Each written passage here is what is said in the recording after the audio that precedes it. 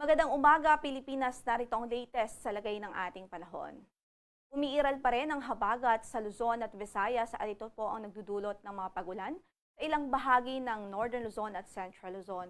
Maging yung mga isolated rain showers sa natitirang bahagi pa ng Luzon at sa Visayas. Sa Mindanao naman ay mga localized thunderstorms ang pwedeng magdulot ng mga pag-ulan o yung mga pagkidlat pagkulog. So possible po yung mga pagkidlat pagkulog sa natitirang bahagi po ng ating bansa. At meron tayong minomonitor na LPA ngayon malapit sa ating area of responsibility at base sa ating huling pagtaya ay nakita po natin ang kanyang lokasyon sa layong 1,060 kilometers silangan, hilagang silangan ng extreme northern Luzon. So malayo naman po ito sa ating landmass although nasa boundary nga o malapit sa ating area of responsibility. At based po sa ating pinakahuling pag-aanalisa ay mataas ang tsansang mabuo ito bilang isang bagyo within the next 24 hours. That's why we're closely monitoring this weather system dahil posible po ito maging bagyo at posible ring pumasok ng ating area of responsibility panandalian.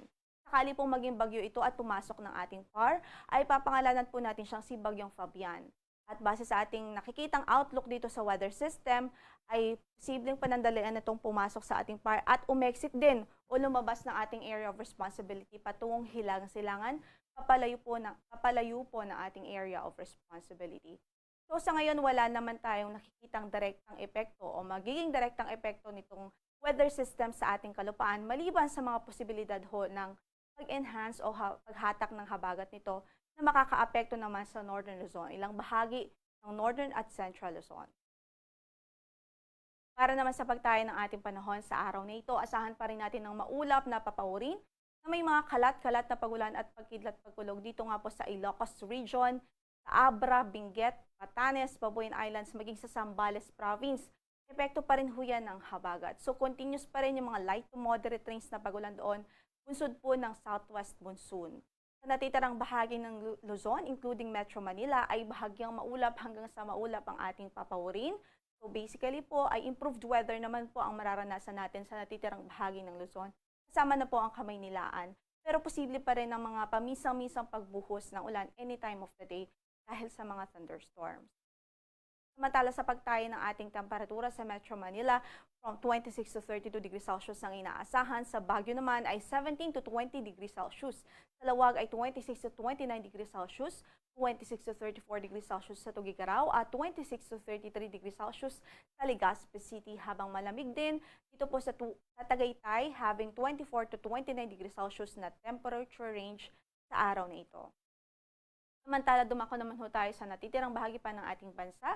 So dito po sa Visayas, Mindanao, maging dito sa Palawan Province, asahan nga natin ang bahagyang maulap hanggang sa maulap na papawirin din. May chance lang din ho ng mga thunderstorms o pagkidlat pagkulog anytime of the day dahil sa habagat. So yung mga thunderstorms dito po sa Palawan Province at sa Kabisayaan ay dulot ng habagat o southwest monsoon, habang mga localized thunderstorms naman ho sa Mindanao.